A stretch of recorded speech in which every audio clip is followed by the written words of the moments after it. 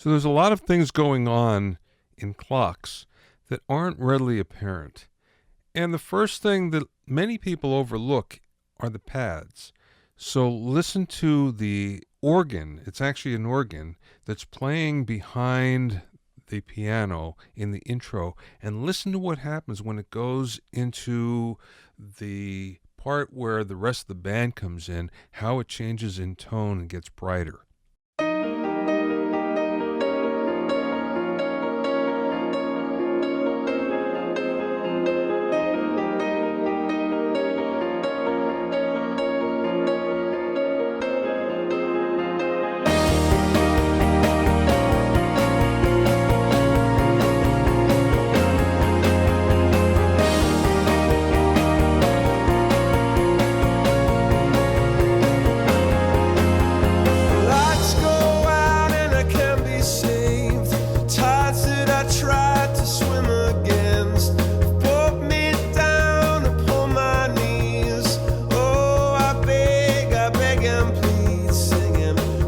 So what we heard there was it went from I'm talking about the pad, it went from relatively dark to suddenly sounding very bright.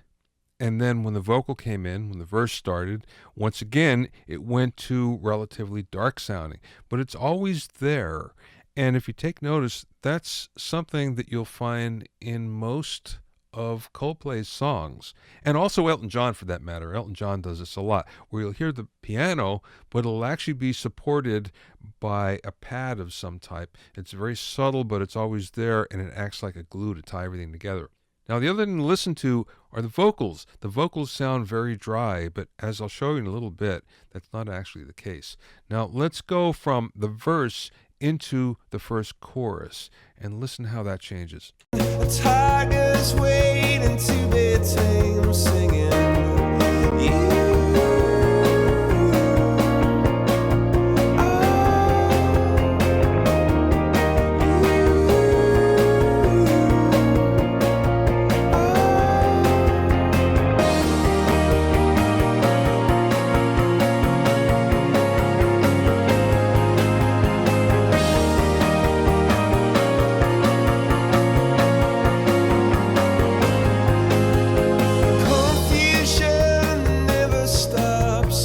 Now, a couple things happened there.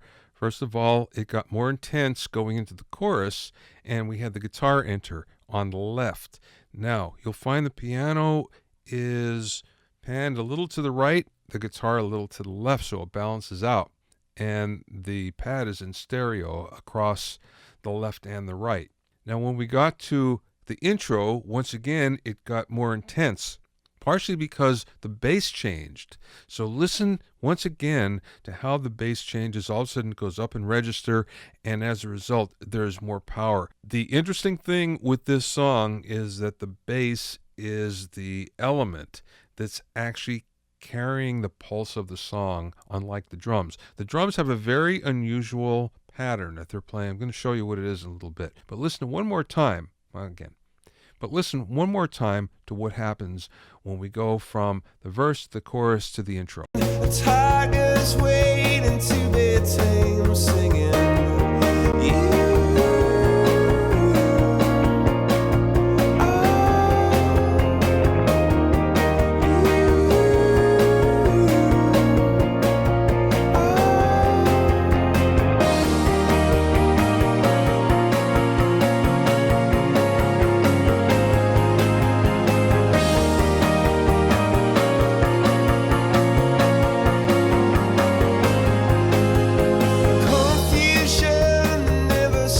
And again, what's happening is the piano falls out completely.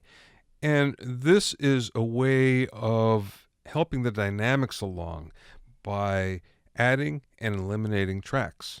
So the intensity stays the same for whatever elements are still in the song, but by adding and subtracting additional elements, we're making the song more intense. We're adding to the dynamics. Now, in the second verse, the only time that the title of the song is mentioned is the beginning of the second verse. He mentions clocks, and on the left, you'll hear for a very quick second a clock. Confusion never stops.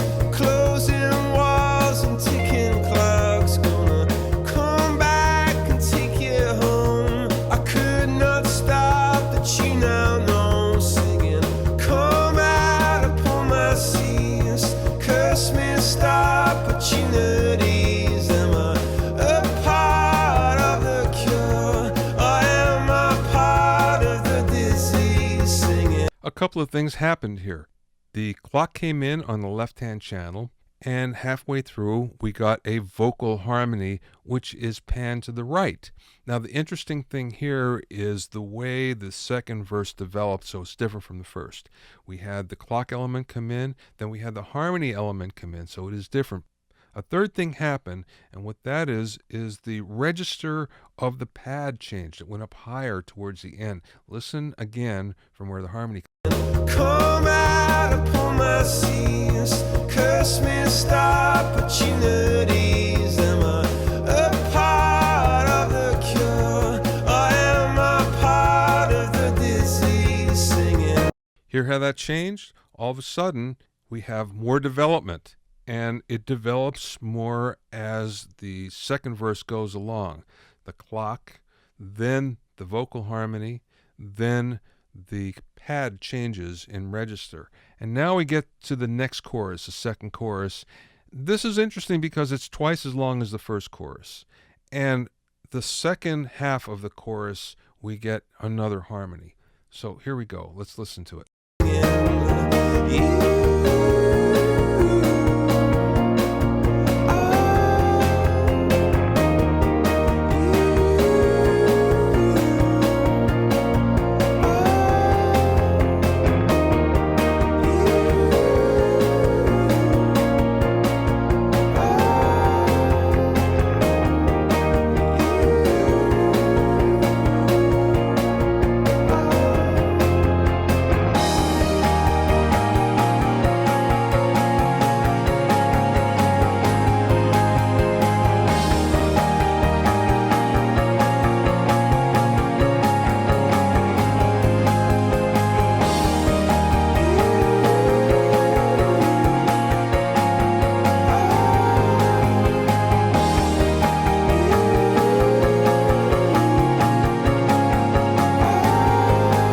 Now, what happened there was we had the chorus, the normal chorus, and then it doubled in length, and the harmony came in, and then it went to an interlude, basically the chorus, but the piano figure changed.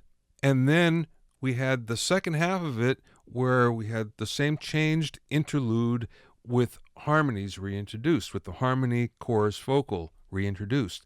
So now everything is different from the first chorus. Now we come to the bridge. Listen to what happens. Nothing else compares. Oh, nothing else compares.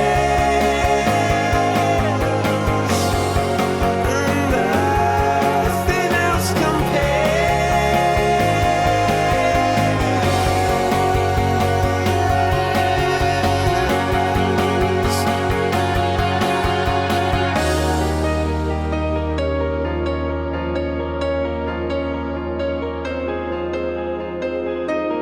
Now, what's interesting here is when we hit the bridge, it's the high point of the song, and the bass is pushing that along, but also the guitar. Basically, you're hearing a high guitar pedal that's really pushing it along. It's just in octaves that he's playing, but it's really pushing it. So that's what we're getting. Then listen to how at the end of the bridge, it builds up, and then everything comes back down dynamically. All of a sudden we have a tension, the highest point of the song, and then it releases to basically the intro. And listen to the bass, how long it takes the bass to fall out.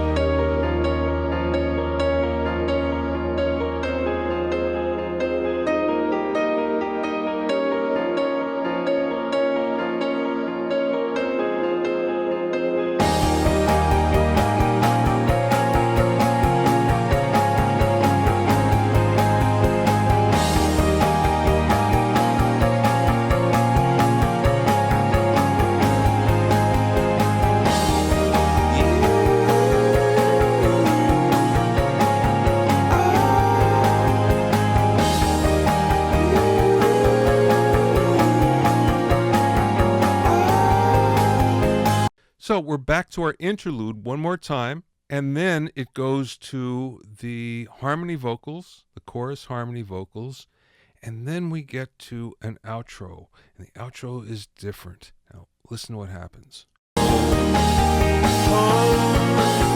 I wanted to go, home, where I wanted to go, home, where I wanted to go, home, where I wanted to go. Now, again, listen to what happened. It developed. We had the outro where the vocal changed, and then halfway through, the chorus harmony vocal is reintroduced. So it keeps on changing, keeps on building, it keeps your interest. There's always something new that's going on. Also, take notice how the vocal is pretty much back in the mix. In the beginning of the song, it was way out in front. When we got to the bridge, everything came back a little bit in terms of the vocals. The vocals suddenly were a little more buried in the mix. Now we come to the outro. Listen to what happens here. Listen especially to the guitar as it pans from left to right.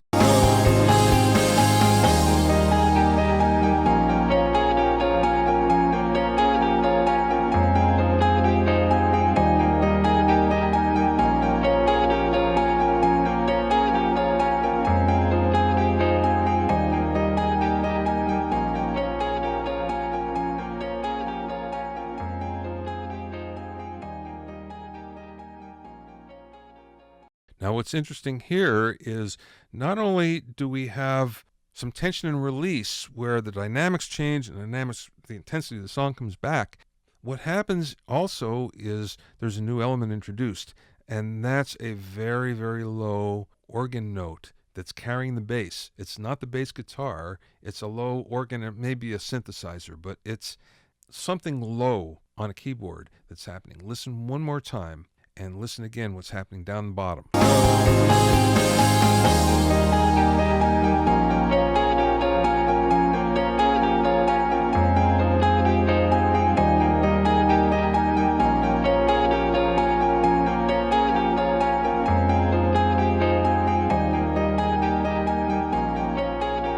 Pretty cool. But we're not finished yet. I have something that's especially cool. I actually have the isolated tracks. So now let's go to the drums. The drums have a very unique pattern that they're playing. I don't think I've ever heard another song with this same pattern. But also the ambience is interesting. When you listen in the track, it sounds like it's fairly dry, but it really isn't. Have a listen.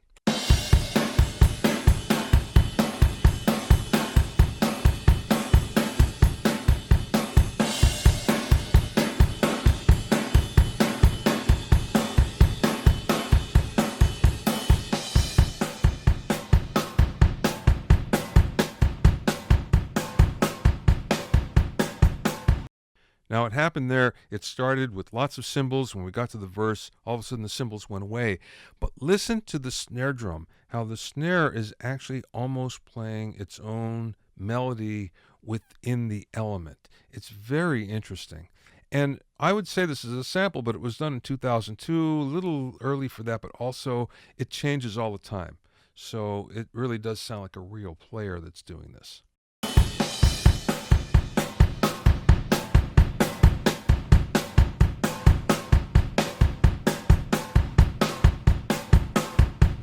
So there's some ambience there, but here's where you really hear it. It goes from a little bit of room ambience to a lot when it hits the chorus. Have a listen.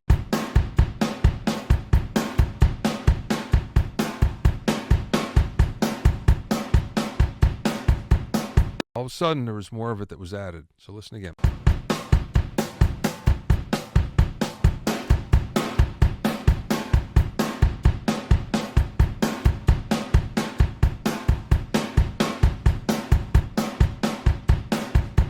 And this is on the chorus where you hear it more on the snare. The snare explodes a little bit more. Now, I'm not going to listen to the whole song, but once again, I want you to listen when the cymbals are reintroduced.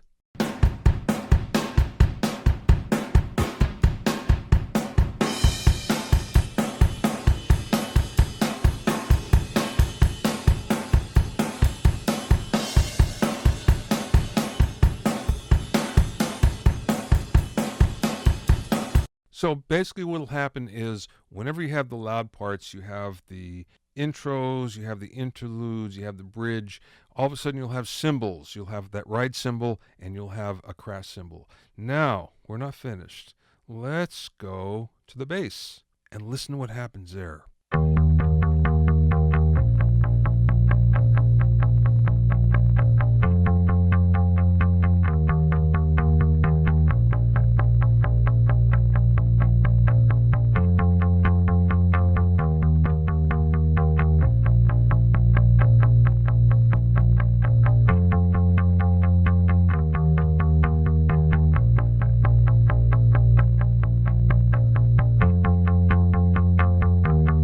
Now, this is obviously played with a pick, and it's not perfect. It's pretty close, but it's not. You can hear some little changes.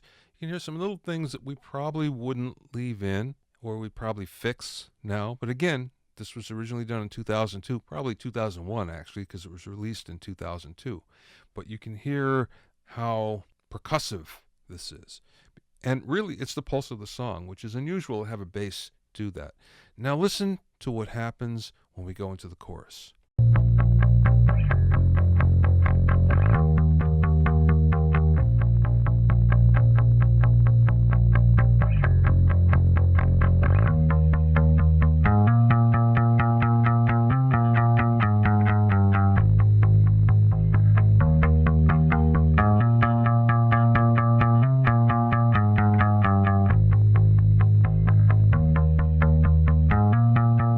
You can hear where the pattern changes a little bit. It goes up higher. When that happens, there's more intensity.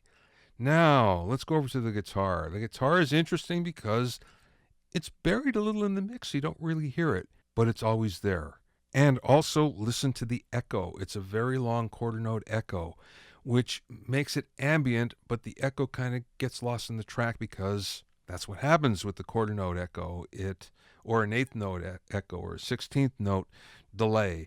It will be invisible in the track unless it's very, very loud. Have a listen.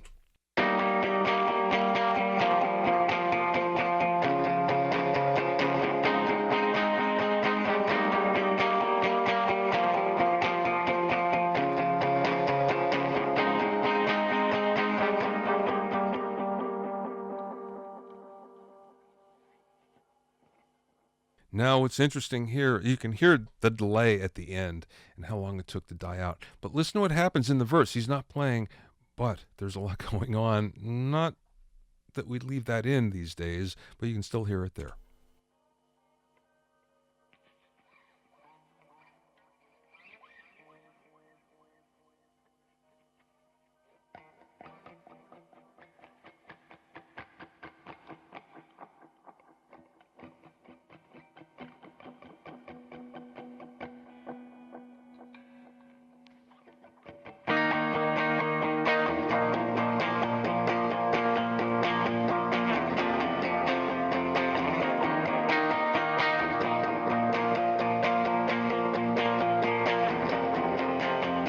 Once again, it's not played perfectly, but it's played well enough. And we're back in the days of 24-track tape.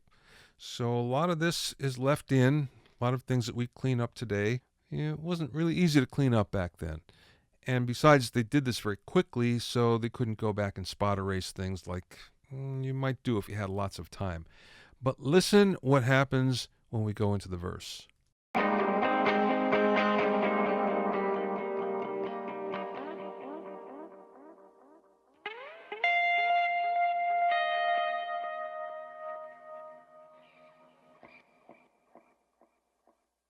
It's something that he played. I don't think it's in the final mix, but it's kind of interesting that it's there. Now, let's listen to the bridge, because this is where everything gets very intense. This is where the guitar really comes into play.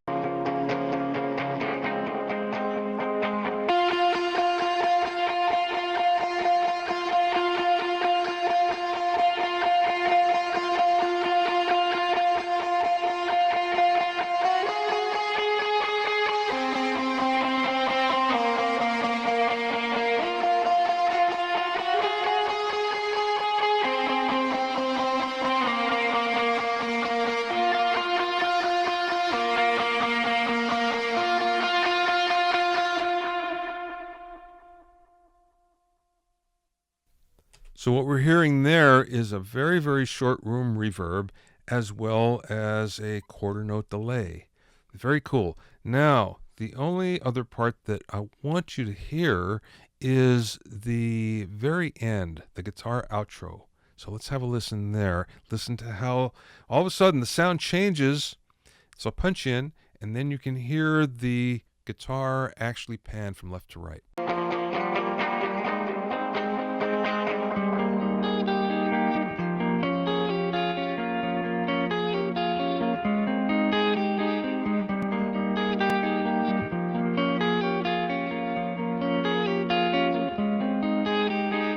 What's especially cool is the dry guitar is panning left to right, and the delay is panning just the opposite. So there's always something going on the left and always something on the right and vice versa. So this is very cool. All right, we're not finished yet. Let's go and listen to the vocals. Once again, with the vocals, it sounds like it's fairly dry, but there's more going on than meets the ear. The lights go out and I can't be saved. Tides that I tried to swim against have brought me down upon my knees. Oh, I beg and plead, singing, come out of things unsaid. Shoot an apple off my head, and a trouble that can't be named. A tiger's waiting to be tamed, singing, you are, you are. Now, what you heard there was a delayed reverb that's on the vocal, but again, it's shaped very nicely, so there's not a lot of highs or lows in it. It blends into the track. So in the mix, you're not really hearing it. And then when we get to the chorus, then we have our quarter note delay that comes back in. And again, that makes it different. It kind of melds the track together. So it's way different there. Now, let's go to the bridge. I want you to hear how that changes and listen especially to the background vocal that comes in.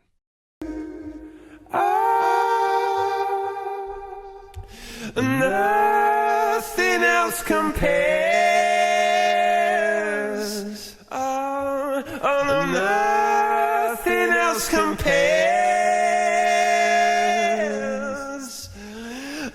Nothing else compares.